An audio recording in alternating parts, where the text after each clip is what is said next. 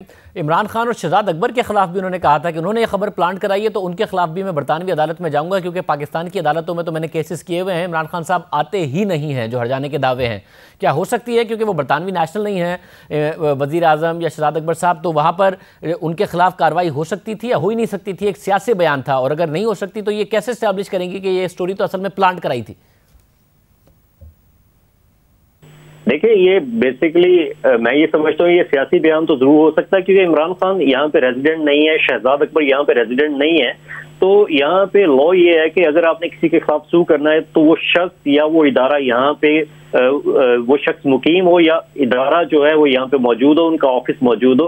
तो मैं नहीं समझता कि लीगल हवाले से इमरान खान या शहजाद अकबर के साहब के खिलाफ केस हो सकता था। तो इस वजह से उन्होंने उसको प्रोसीड किया है, जो वो डेली मेल के खिलाफ किया है।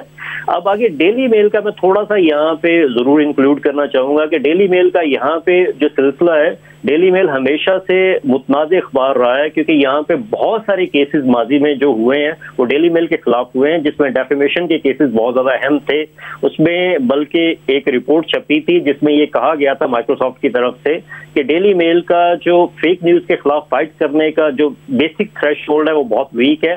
वो अगर हम कहें तो 5 में से 1 पे आते हैं कि वो इतने वीक हैं कि वो किसी भी फेक न्यूज को फाइट नहीं कर सकते। इसी वजह से अगर आप देखें तो डेफेमेशन के जो मोस्टली केसेस हुए हैं वो यहाँ पे डेली मेल के खिलाफ हुए हैं। बल्कि अभी रिसेंटली कुछ अर्सा पहले एक पाकिस्तानी फैमिली थी जो अमेरिका ट्रैवल कर रही थी, जिसके खिलाफ यहाँ की उनकी एक राइटर थी, कॉलमनिस्ट थी, कैटी हॉपकन। उन्होंने एक कॉलम लिखा था जिसमें उन्होंने कहा था कि इनके एक्सट्रीमिस्ट के साथ लिंक्स हैं, जिसकी बेस पे वो फिर यहाँ की जो पाकिस्तानी फैमिली थी उन्होंने केस किया डेली मेल के खिलाफ, जिसके नतीजे में उनको जो रकम मिली थी 1,50,000 कोर्ट ने रकम ग्रांट की थी कि उनको यहाँ पे डिफेम किया गया, उनकी फैमिली को डिफेम किया गया। इस तरह की अगर आप देखें लेडी डियाना के भाई को उनका डेफेमेशन का केस जो था उनके हक में हुआ। उसके अलावा यहाँ पे एक और चैरिटी थी, इंटरपेल चैरिटी, उसको 1,20,000 कोर्ट ने ग्रांट किए डेली मेल के खिलाफ।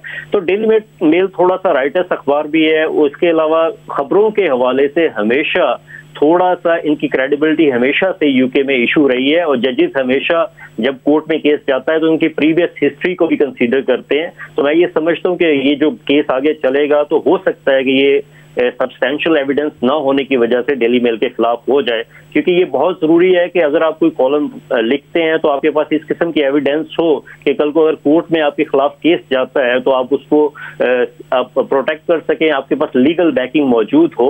बाकी इसमें 2-3 और जो अहम चीजें हैं, अगर आप देखें उस पूरे जो है आर्टिकल, उसमें यहाँ की जो लोग होते हैं वो अगर आप कहें कि पब्लिक एक्सपेंसेस जो होते हैं, पब्लिक फंड्स को यूज किया गया और बेजा यूज किया गया, तो उसकी वजह से वो एक टेंशन उनकी वो आ जाती है। जैसा अगर आप उसकी हेडिंग देखें तो उसमें कहा गया कि DFID ने जो फंड्स यूज किए हैं वो यहाँ के लोगों के फंड्स यूज किए हैं, जिसपे रिबटल स्टेटमेंट DFID की आई। मैं ये समझता हूँ कि ये भी इस केस में काफी नुकसानदेह हो सकती है डेली मेल के लिए, क्योंकि वो जो स्टेटमेंट है वो इटसेल्फ ये बताती है कि ऑडिट के जरिए एरा को जो पैसे दिए गए, ऑडिट के बाद पैसे दिए गए हैं। तो मैं ये समझता हूँ कि ये भी कोर्ट में यूज होगी। इस वजह से डेली मेल का केस जो है वो बहुत ज्यादा स्ट्रांग मुझे लगता नहीं है।